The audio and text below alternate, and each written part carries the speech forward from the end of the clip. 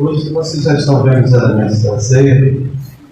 Hoje é ceia do Senhor, nós ministramos ceia para quem já passou pelas águas, batizado. Bom, a graça e a paz do Senhor a todos, e vamos para a palavra do Senhor. Meus queridos, minhas queridas, eu vou só ler alguns textos. A introdução é simples. É muito simples. Quantos aqui amam a Jesus? Que coisa simples é dizer que ama a Jesus, e é tão bom de declarar isso. Mas, como é que eu sei, como é que eu descubro até onde eu vou com esse amor? Quantos são fiéis a Jesus? Da mesma forma, como eu descubro até onde eu vou com essa fidelidade? Eu queria falar com vocês de um exemplo acontecido comigo, com Israel, e de uma palavra que fala sobre a obra redentora de Cristo, mas eu queria aplicar isso à nossa vida no seguinte ponto. Até onde nós encontramos pressões para que cumpramos aquilo que está escrito, aquilo que é a vontade de Deus, né? Eu queria ler o texto de João, capítulo 3, versículo 14 e 15. Nós vamos passear um pouquinho em João. Depois vou ler o texto do Velho Testamento para você compreender bem. João 3,14 na NVI, nova versão internacional. Diz assim, no versículo 14. E do modo que Moisés levantou a serpente no deserto, assim importa que o Filho do Homem seja levantado, para que todo aquele, ou para que todo, ou que nele crê, tenha a vida eterna. Amém. Se você for comigo no mesmo Evangelho de João, capítulo 8, versículo 28, disse-lhe, pois, Jesus: quando levantardes o Filho do Homem, então sabereis que eu sou e que nada faço por mim mesmo, mas falo como o Pai me ensinou. Jesus está falando de ser levantado, como Moisés levantou aquela serpente lá no deserto. Vamos a João capítulo 12, no versículo 31 e 32. João 12, 31 diz: chegou a hora de ser julgado este mundo. Agora será expulso o príncipe deste mundo. Mas eu, quando for levantado da terra, atrairei todos a mim. Ele disse isso para indicar o tipo de morte que haveria de sofrer. O texto final nós iremos encontrar em Números capítulo 21, a partir do versículo 4. Partiram eles do monte Or, pelo caminho do Mar Vermelho, para contornar a terra de Edom. Edom é o mesmo de Esaú, irmão de Jacó. Aqui é o momento em que eles estavam chegando à terra da promessa. Então Edom não deixou eles passarem por lá. O povo disse aqui que o povo ficou impaciente, que tinha que contornar a terra de Edom, todinho, passar por um lado e por outro, né? E essa impaciência do povo do caminho fez com que o povo falasse contra Moisés, dizendo: por que vocês nos tiraram do Egito para morrermos nesse deserto? Não há pão, não há água, e nós detestamos essa comida miserável. Que comida é que eles estão referindo? Maná. Então o Senhor enviou serpentes venenosas que morderam o povo e muitos morreram. Amém? Diz assim o versículo 7: o povo foi a Moisés e disse: pegamos quando falamos contra o Senhor e contra você. Quer dizer que ao morro de dia que uma serpente faz você se arrepender e reconhecer seu erro? Jesus, já pensou? Então, ore por favor, ore ao Senhor para que tire as serpentes do meio de nós. E Moisés orou pelo povo. O Senhor então disse a Moisés: faça uma serpente e coloque no alto de um poste. Quem for mordido e olhar para ela viverá. Moisés fez então essa serpente de bronze, que a colocou no poste quando alguém era mordido por uma serpente comum, né? E olhava para a serpente de bronze, permanecia vivo. Amém? Amém? Amém. Estou lembrando o texto que diz assim: olharam para ele e foram iluminados, seus rostos jamais sofreram vexame. Não vou dizer a citação para você procurar em casa, então você apela para o irmão Google e ele vai dizer onde é que está. Quando esse negócio da serpente, ele aconteceu no deserto, quando ele estava para chegar na terra da promessa. Amém? Amém? A terra da promessa para nós hoje representa o céu. Enquanto vivos, representa a pessoa de Jesus, a presença do Espírito Santo. Seria a igreja, não natural, mas a igreja espiritual. Essa é a terra da promessa. Então você tem comunhão com Deus. Quando você foi reconciliado com o Senhor pela fé em nome de Jesus, pelo sacrifício feito na cruz. Segunda coisa que eu quero que você entenda é que isso aconteceu com o povo que foram libertos da escravidão, a escravidão lá do Egito, escravidão egípcia. Esse povo foi liberto, foi retirado pela graça de Deus, certo? Porque esse povo tinha uma aliança com Deus. O Senhor chega a chamar Israel de meu filho primogênito. No início lá, a gente viu isso na escola bíblica, um pouco antes de começar aquelas pragas, o Senhor vai e diz para Moisés, dizia para o seguinte: olha, Israel é meu filho primogênito, deixa o meu filho sair, senão eu vou matar o seu. O resumo de tudo que aconteceu ali está no início da história. Israel é o meu primogênito. Por que é o meu primogênito? Israel é uma nação. Então Israel é o primogênito do Senhor. E o Senhor queria salvar as demais nações. Sou brasileiro, sou um dos últimos, os últimos que serão primeiro. Bom, ontem, quinta-feira, ele está falando sobre a história do filho pródigo. E eu tive a impressão de informar as pessoas que esse filho mais velho da história do filho pródigo, ele representa Israel. Mas Jesus queria, Deus quer encontrar lugar no coração de todas as nações, das pessoas de todas as famílias da terra. Amém? Amém. Quem já leu a história do filho pródigo? Então, o primeiro ponto é: isso aconteceu no deserto. O deserto representa esse tempo de vida que nós estamos aqui, que queremos chegar no nosso lugar de descanso, nossa terra de promessa. Todos nós queremos. Quem quer chegar na terra da promessa? Bom, então, vamos fazer um paralelo com a gente. Então, isso aconteceu depois que esse povo foi tirado do Egito, da escravidão do Egito. Quem aqui foi tirado da vida de pecado foi trazido para outro povo? Você foi tirado? Foi tirado lá? Foi tirado? Então, você tem também uma segunda característica aqui que bate com a do povo de Israel. Certo? A terceiro ponto é: esse povo libertado ou livre, né, pelo poder de Deus, liberto pelo poder de Deus, ele podia contar com a presença, com o cuidado, com a provisão de Deus. Logo, ele devia ser um povo muito grato a Deus, mas se tornou insatisfeito. E outra coisa, porque hoje nós podemos contar com a provisão de Deus, sim ou não? Podemos contar com a proteção dele, sim ou não? Deus tem feito coisas grandes por nós? Pois é. Mas por que as pessoas de repente chegam a ficar, ao invés de gratos, ficam ingratos e insatisfeitos e simplesmente voltam atrás, deixam tudo para lá?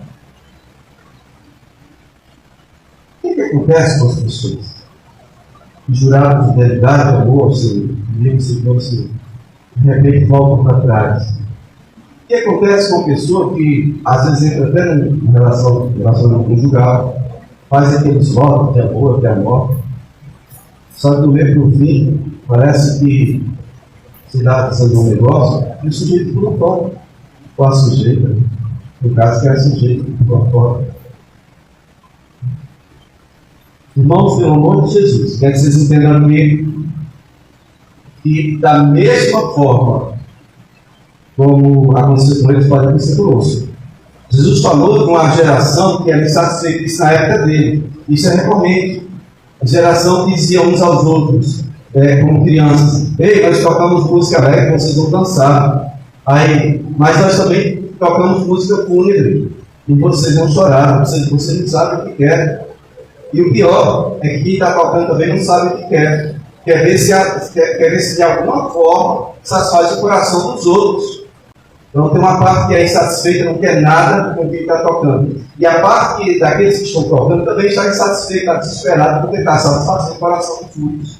Eu temo que, como diz Paulo, Satanás engane alguns ministros, e eles sejam como estes pobres, crianças, que ficam tocando uma música e outra, tentando satisfazer o coração das pessoas, querem que as pessoas sigam. Porque hoje tem esse evangelho que toca música que as pessoas querem ouvir, porque senão as pessoas vão ficar insatisfeitas. Meus irmãos, a insatisfação já vem desde a época de Jesus. A insatisfação tem a ver com o que está dentro, não com o que está fora. Não é com o que eu escuto, não é com o que eu vejo. Mas geralmente, quando a gente está insatisfeito, a gente procura a primeira pessoa que está mais próxima da gente para enfiar o dedo na cara dela e dizer: é por sua causa. Eu não sou mais feliz por causa de você. A minha vida não é tão boa por causa de você. São as suas imperfeições que fazem com que a minha vida não seja ótima. A insatisfação tem a ver com o que está dentro de você. Não tem a ver com o que está fora. A insatisfação tem a ver com amargura, com ressentimento, com coisa que está dentro. Jesus falou que não é o que entra na boca que contamina o homem, é o que sai. Porque o que sai é só insatisfação. E por que insatisfação? Porque temos desejo de ter tudo. Nós nem sabemos o que é bom para nós. Mas se passar de graça, a gente quer ir para dentro da nossa vida. Nem que seja para destruir, para detonar a nossa vida. Porque a gente tem aquela ideia que é de graça, tá bom, não assim. Meus amados, em nome de Jesus, entendo. Essa gente aqui, ó, foi corrigida, sim ou não? Eles foram corrigidos por causa dessa insatisfação, essa murmuração, essa reclamação. Deus não deixa incluir, porque tem noção. Amém? Então ele mandou a serpente como um ato de amor. Não fosse a serpente, quem é que abriu o olho para dizer: nós pecamos? Por isso que o diabo da serpente veio. Estou entendendo, quem está entendendo, dá uma glória.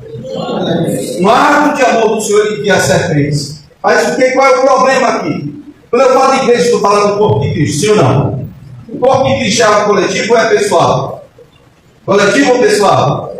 Coletivo ou pessoal? Pronto. Lá no Velho Testamento era uma nação inteira. Quando um pecava, quando um errava, contra uma ordem direta de Deus, toda a nação pagava, sim ou não? Sim ou não? Quem lembra da história de Acã? Tem vários exemplos. Só gosto da ideia do Acã, porque ele foi só um infeliz que quis uma barra de ouro, uma capa babilônica. Ele queria fazer um testemunho para ele e tal. Todo mundo impactou por causa do medo. Um que não obedeceu uma ordem direta do Senhor. Se você for observar a vida de Saul, misericórdia, o Senhor vai dizer assim: ele destrói os amalequitas, destrói crianças, é tudo, animais, não deixa nada. De madrugada o Senhor fala com Samuel: e Samuel, o miserável lá não está atendendo o que eu falei, não. Eu não entendi para destruir tudo, ele está fazendo tudo que não vê. E aí olha que Samuel vem de madrugada, vem encontrar o rei Saul. Chega lá, a primeira coisa que o Saul fala, sabe o que é? Miserável. Viu? Eu cumpri todas as ordens que Deus me deu. Sei tudo. Samuel, na versão cearense, pá, na cara dele, dá 2 rodadas. Samuel disse: que barulho que ovelha espalhada aí? Chutar de ovelha, de gato, que negócio é esse aí? Não, é que os homens pegaram o melhor do rebanho para ter ficado assim. Mas qual é a ordem? Era para destruir tudo? É para destruir tudo, senhor não? Pois é. Aí Samuel vai dizer: o Senhor, decisão do Senhor. Por causa dessa sua obediência parcial, você perdeu o seu reino. Foi dado a alguém melhor do que você. Melhor em que sentido? Quando tiver que obedecer a Deus, obedeça completamente. Não obedeça em parte. Não queira relativizar as coisas. Amém? Tipo, eu vou viver, mas eu vou viver como crente só um pouquinho, com o pecador só um pouquinho. Não pode fazer isso não, irmão. Ou você é todo dele, ou você é nada dele. Se engana não. Eu vou pecar, mas não vou pecar muito, vou pecar só um pouquinho. Quem sabe Deus não vai relevar. Quero saber, ali tem água pura. Claro, não vou dizer para você tomar.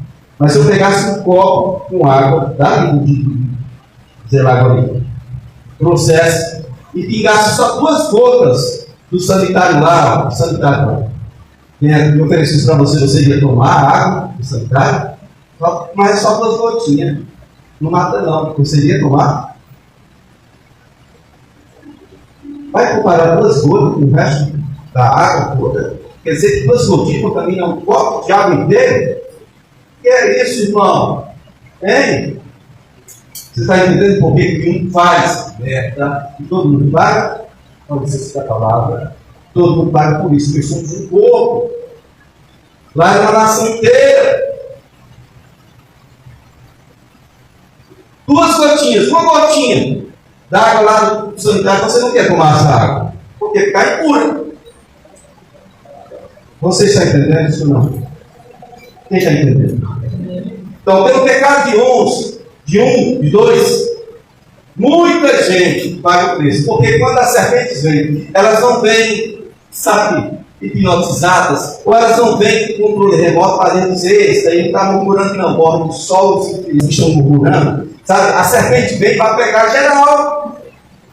Quanta gente morreu até dizer, nós pecamos quando falamos mal, né? Quando reclamamos, quando murmuramos. Quanta gente inocente morreu por causa da atitude de um ou de outro, que contamina o corpo inteiro. Da mesma forma, a raiz da amargura está escrito no Novo Testamento. Cuidado, para que alguma raiz de amargura que brote em seu coração, você não venha contaminar o corpo inteirinho e se apartar do Deus vivo, porque é isso que ela faz você se apartar de Deus.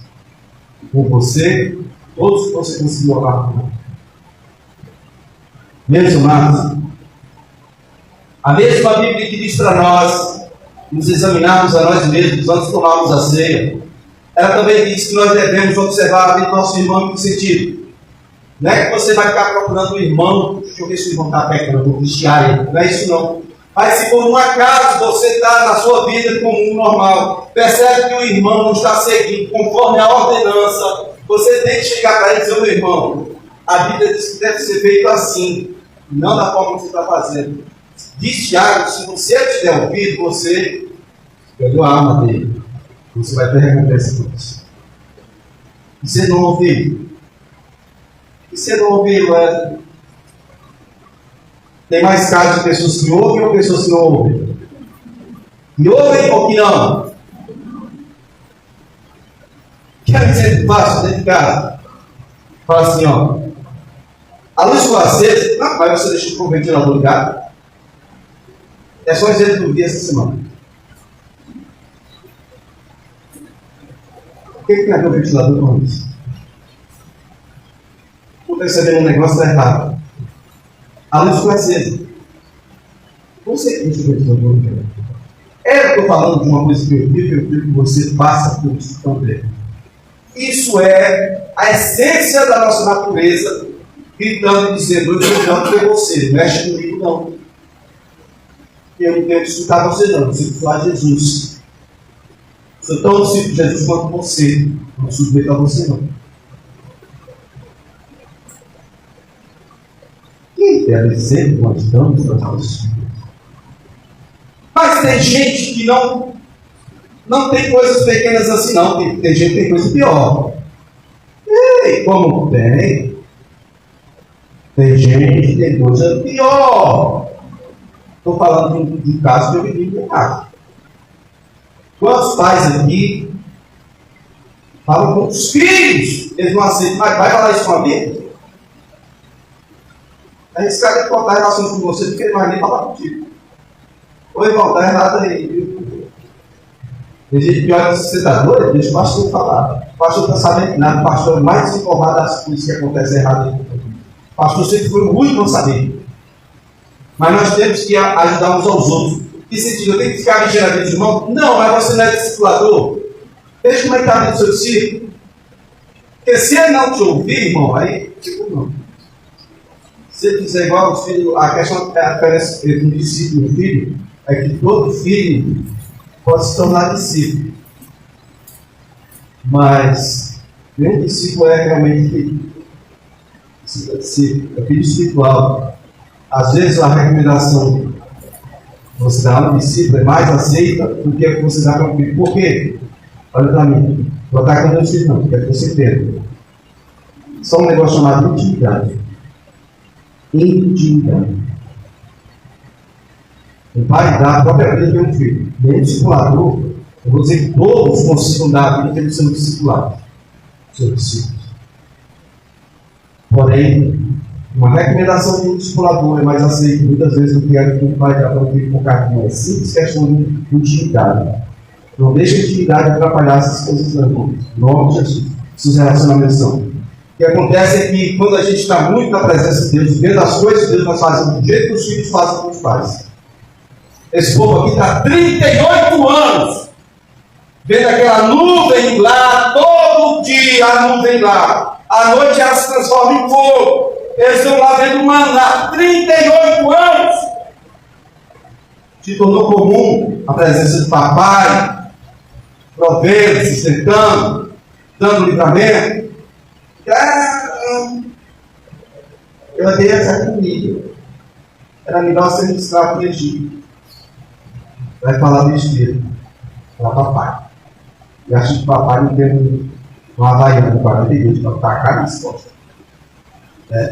Um cara do carnal dele, chamado Se Fernando, para poder direitar o caminho da vida desse menino adestado. Vocês estão entendendo, irmão? Misericórdia. Aí nós vemos a história seguinte. Quando você reconhece seu erro, desconcerta. Mas enquanto eles não foram chegar a Moisés para dizer, nós pecamos, Moisés falou, não, deixa quebrar, deixa torar. Tem muita gente que é assim, ó, quando vê a igreja sofrendo debaixo do pé, pastor, pelo amor de Deus, o negócio está feio. Não, peraí. Deixa eu pecar. Deixa eu pecar, irmão. Porque Deus é Deus perdoador, mas nós precisamos nos achegar a Deus e reconhecer a nossa falta, o nosso pecado. Amém? Quando ele chegar e disser, nós pecamos, Moisés, por favor, nos perdoe, olha por nós. Aí Moisés orou, e o que Deus fez? Oh, Moisés, fazer uma coisa simples aqui contigo. Você vai fazer uma serpente de bronze. Quem não for abençoado, quiser viver, foi mordido por uma serpente, é só olhar para a serpente de bronze. E assim, a serpente que estava mordendo, ela não ia sumir no passo mais de não, irmãos. Elas vieram do trabalho da vida para sair também. Não é assim, nada, Deus vai estar o dentinho e vai virar serpente. Não! Peraí, elas vão sair, mas vão sair por dentro. Porque todo demônio é assim. Todo infeliz que entra na sua vida para destruir, roubar, matar, ele vem assim, ele sai por dentro, igual serpente.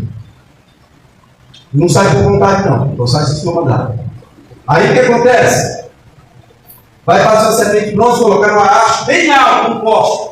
Você foi mordido, você tem que chegar lá e olhar para aquela serpente de bronze. Diga bronze. Diga, não é prata, é bronze.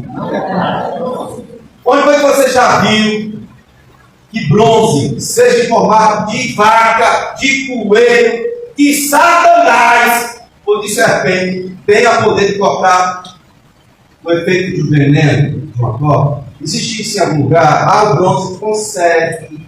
O bronze corta o efeito do veneno. Se fosse assim, todo dia tem um bronzezinho dedicado. Principalmente essas pessoas que são desbravadores, vão trabalhar, vão abrir uma marca, vão construir assim, uma avenida, uma cidade. Vocês estão entendendo? Bronze não tem poder de eliminar o efeito do veneno da serpente. Amém? Amém? Amém? O que está em efeito aqui é o poder da palavra de Deus. Diga assim, é o poder da palavra. Diga para o seu irmão, você vive e morre pelo poder da palavra. Observe a palavra, irmão. A palavra de Deus, o efeito que faz você morrer. Deus tinha falado para eles assim, esse maná que vocês odeiam, vocês vão pegar uma porção todos os dias. Quando for na sexta-feira, vocês pegam duas, tá? Porque no sábado ninguém vai trabalhar, então aquela porção que pegava dupla, de ser expulsado, não se estragava. Mas o bobinho colocava na cabeça, não estou querendo ir todo dia, não, eu vou pegar 2 porções na terça. Ixi, na quarta-feira estava podre, a casa da prenda dele estava podre. O que conservava o maná da sexta do sábado era a ordenança, a palavra de Deus. Amém? Amém. Então você está aqui por causa da palavra de Deus. Não pense que é por causa do seu esforço, não. Você está aqui por causa da palavra de Deus. Não fosse a palavra de Deus te sustentando, não fosse aquilo que ele determinou a seu respeito, você já tinha ido. Ou para a glória, porque quer ensinar para onde você tinha ido. Mas você tinha ido já muito dentro. Vocês estão entendendo? Quem está entendendo? É o poder da palavra de Deus, o mesmo poder que, sabe, ele usou para criar todas as coisas, que mantém todas as coisas. O sol está aí funcionando. Faz assim, ó. Enche o seu pulmão, vai. É de graça, ainda é de graça. Ah, maravilha! A digestão aí suga mais que os outros, né? É impressionante. É impressionante. Bom, você já pensou o oxigênio falhar só um dia? Só um dia, só um dia. Ainda mais, olha, só um dia.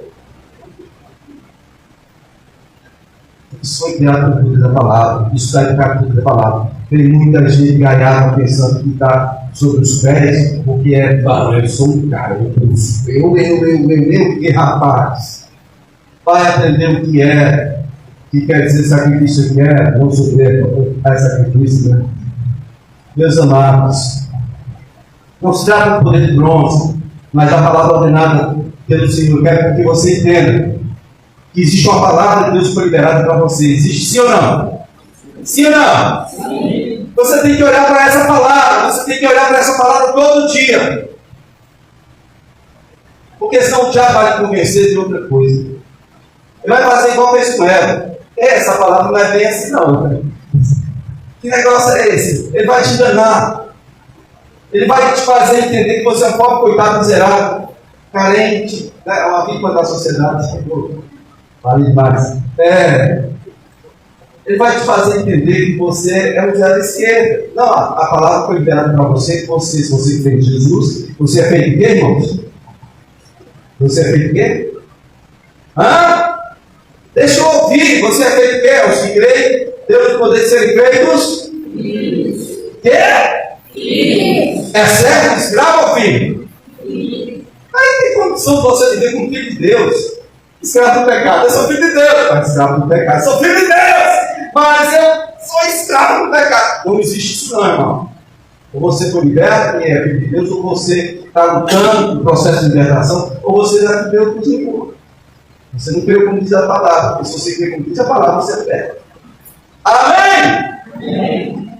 Então veja bem a história. Uma serpente natural versus uma serpente de bronze. Serpente natural deixa o veneno na pessoa. A serpente espiritual, que é Satanás, injetou o pecado no mundo. Amém?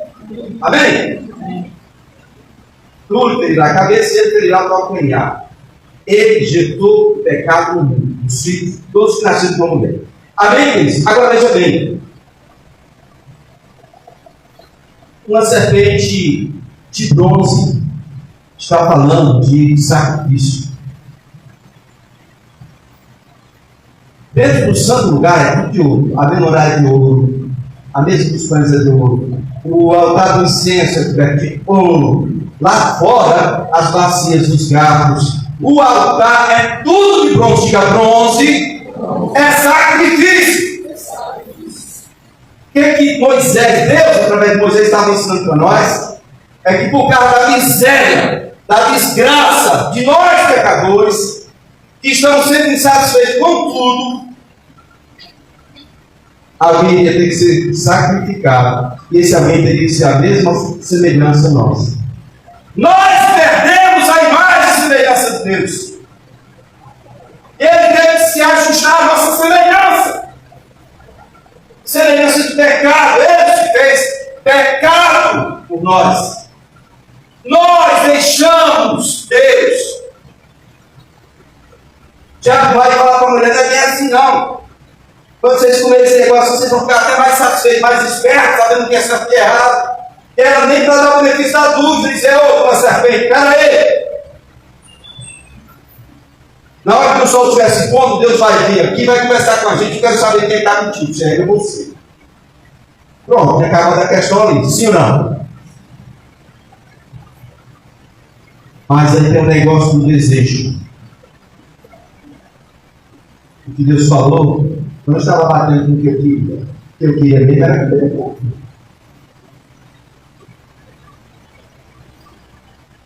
Observe a palavra do Senhor antes dela. Não se desvie para a direita ou para a esquerda. Quando você estiver tateado, essa palavra que você vai ouvir uma voz dizendo assim: ei, o caminho é esse aqui, siga por ele. Também está escrito que na hora da aprovação, o Senhor, o Espírito Santo vem e nos dá o escape. Amém? Olha, a serpente natural, venenosa, representa o pecado, enquanto a serpente de bronze representa o sacrifício pelo pecado. Serpente natural, pecado, morte. Serpente de bronze, sacrifício de Jesus. Ele diz lá no primeiro texto: da mesma forma que Moisés levantou a serpente no deserto, é preciso que seja levantado para que todo aquele que crê em mim viva eternamente. Amém? Amém? Amém. Eu estou concluindo. Irmãos, por que multidões murmuram hoje? Já vou dizer para você, ó. São as pressões do que representa. Alguns acham que a provisão de Deus não foi suficiente para atender todos os seus desejos e forjar com todos os seus prazeres. É o que o Tiago diz, né? Confessais nada tem, pediram receber, porque ele diz mal para esponjar sem vossos quereres. Alguns acham que a provisão de Deus não é suficiente para satisfazer todo o seu coração pervertido e corrupto. E aí ele fica insatisfeito. Peraí, eu quero mais do que Deus está me dando. A outra pressão, medo, insegurança. Rapaz, será que eu vou conseguir? Rapaz, o adversário é forte. Eu vou correr, não vai dar para encarar. Medo, eu sou muito ruim. E na hora do fracasso de um desafio grande, a pessoa diz: cadê Deus? Na hora difícil, a gente faz igual o Gideão. O que ele estava fazendo? Escondendo trigo no lagar, escondendo trigo onde se colocava uva. Estava já acostumado e revoltado por ser roubado. Toda colheita. O anjo veio dizer: isso é contigo, homem valente. Que dia? Que história é essa que Deus é comigo? Só se for na história da Bíblia, né? Porque a gente sabe o que aconteceu lá no Egito. Aqui dentro não. Aqui nós estamos na peia. Sendo roubado direto. Ele estava revoltado. Aí tudo. Com medo, os prazeres, os desejos do coração, as inquietações. As inquietações do coração. Que vem porque nós não queremos, ninguém quer a cruz. A sua natureza nunca vai querer a cruz. Nunca. Jesus diz para você tomar a sua cruz, mas a cruz é imposta ao bandido. É algo que um juiz diz: ele tem que correr. Alguém coloca isso no nome dele. O que Jesus está dizendo para nós, quando ele diz que nós temos que tomar a nossa cruz, é que eu e você precisamos compreender que há um propósito de Deus para nossas vidas. E se esse propósito passa pela cruz, eu e você não podemos rejeitar. Porque o Filho de Deus, o melhor homem que já existiu, não rejeitou o propósito de Deus. E Ele nos deu o caminho certo. Ele não desistiu disso por pressão nenhuma. Ele chegou quase a morrer. O judeu só pede uma coisa a Deus 3 vezes. Ele é o único lugar onde ele, lá no Getsemane, 3 vezes ele foi dizer: Pai, olha, está difícil. Por favor, passe de mim esse cálice. Mas não faça a minha vontade, faça a sua. 3 vezes. Ele estava suando com gotas de sangue. Ele disse: a minha alma estava puxada até a morte. Mas ele era consciente do propósito de Deus. E eu com o velho diz assim: ó, para exatamente essa hora é que eu fui. Então glorifique o Senhor. Seja glorificado, minha vida.